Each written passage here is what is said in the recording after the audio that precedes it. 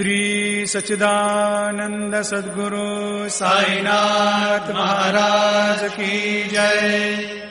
வணக்கம் அன்பர்களே. திகம்பரா திகம்பரா ஸ்ரீபாத வல்லப திகம்பரா. ஸ்ரீ குரு சரித்திரம் அத்தியாயம் 1. விநாயகரே, உன்னை துதிக்கிறேன். நீ பக்தர்களின் இடையூறுகளை தீர்த்து வைப்பாய். தேவர்களும் முனிவர்களும் எல்லாரும் எந்த வேலையும் துவங்கும் பொழுது அதை தடையின்றி நடப்பதற்கு உன்னை முதலில் பூஜிப்பார்கள்.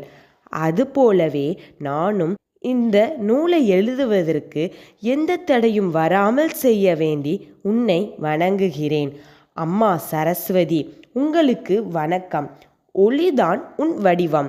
மனிதர்களுக்கு ஞானம் அளிப்பவள் நீதான். உன் அருள் இல்லாமல் மனிதன் ஒரு வார்த்தையை கூட உச்சரிக்க முடியாது. உன் அருள் இருந்தால்தான் என்னால் இந்த நூலை எழுத முடியும். ஆகையால் எனக்கு அருள் புரிந்து நல்ல ஒளியை வரவழைத்து நன்கு இந்நூலினை எழுத ஆசியை வழங்குவாய். மும்மூர்த்திகளுக்கு வணக்கம். மும்மூர்த்திகளின் அவதாரமாக இவ்வுலகத்தில் அவதரித்த ஸ்ரீ தத்தாரேயரின் மறு அவதாரங்களான ஸ்ரீ பாத ஸ்ரீ வல்லபர் சுவாமிக்கும் ஸ்ரீ நரசிம்ம சரஸ்வதி அவர்களுக்கும் பக்தியுடன் பணிந்து வணங்கி இந்நூலினை எழுத முற்படுகிறேன்.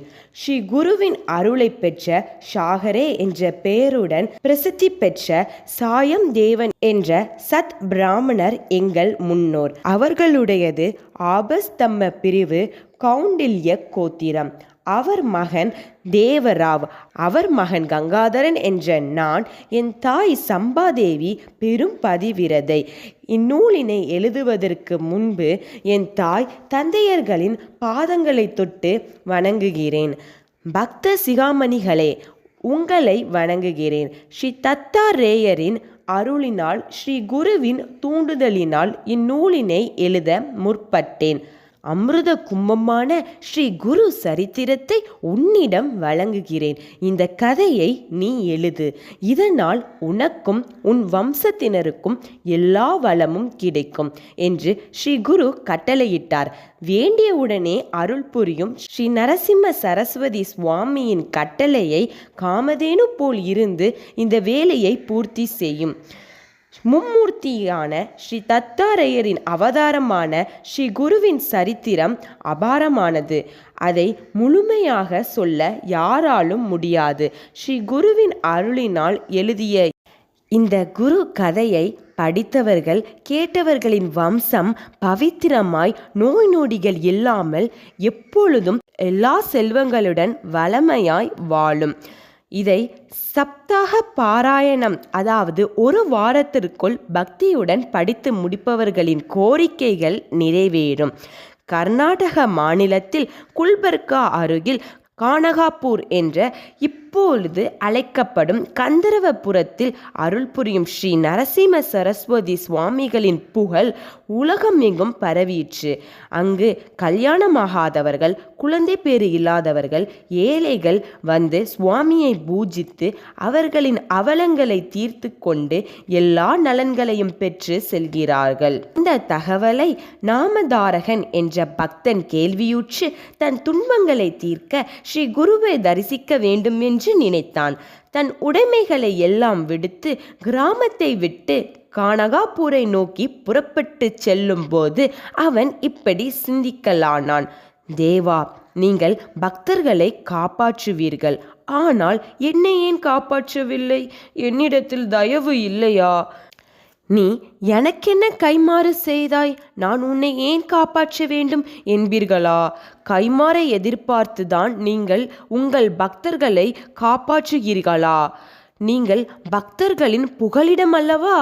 எதை பெற்று துருவனை, பிரகாலதனை, விபீஷ்ணனை காப்பாற்றினீர்கள்? அதே போல் என்னையும் காப்பாற்றுங்கள். நீ என் பக்தன் இல்லையே என்று நினைக்கிறீர்களா? ஆம், உண்மைதான். ஆனால் என் முன்னோரான சாயம் தேவன் உங்கள் பக்தனல்லவா? அவர் செய்த பக்திக்கு நீங்கள் எங்களுக்கு கடன்பட்டிருக்கிறீர்கள்.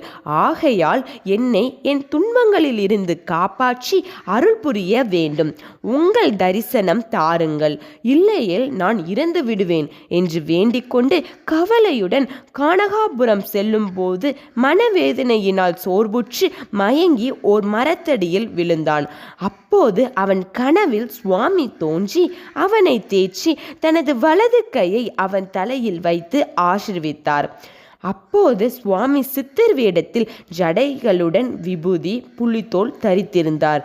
உடனே கனவிலேயே காலில் விழுந்து வணங்கினான். சுவாமி விபூதியிட்டு கனவில் இருந்து மறைந்தார். அவதூத சிந்தன ஸ்ரீ குருதேவ தத்த. அன்பர்களே, இத்துடன் அத்தியாயம் 1 முடிவுற்றது. அடுத்த அத்தியாயத்துடன் உங்களை சந்திக்கிறேன். அதுவரைக்கும் ஸ்டே டியூன்ட் வித் எல்லாம் சாய்பாபா யூடியூப் சேனல். உங்களுக்கு உடனுக்குடன் வீடியோ கிடைக்க எல்லாம் சாய்பாபா சேனலை சப்ஸ்கிரைப் பண்ணி பக்கத்தில் இருக்க பெல் ஐக்கானை கிளிக் பண்ணுங்க. இந்த வீடியோ உங்களுக்கு மன அமைதியை கொடுத்துருந்துச்சுன்னா லைக் அண்ட் ஷேர் பண்ணுங்க. உங்களுக்கு மனசுல என்ன தோணுச்சோ அதை கமெண்ட் பண்ணுங்க.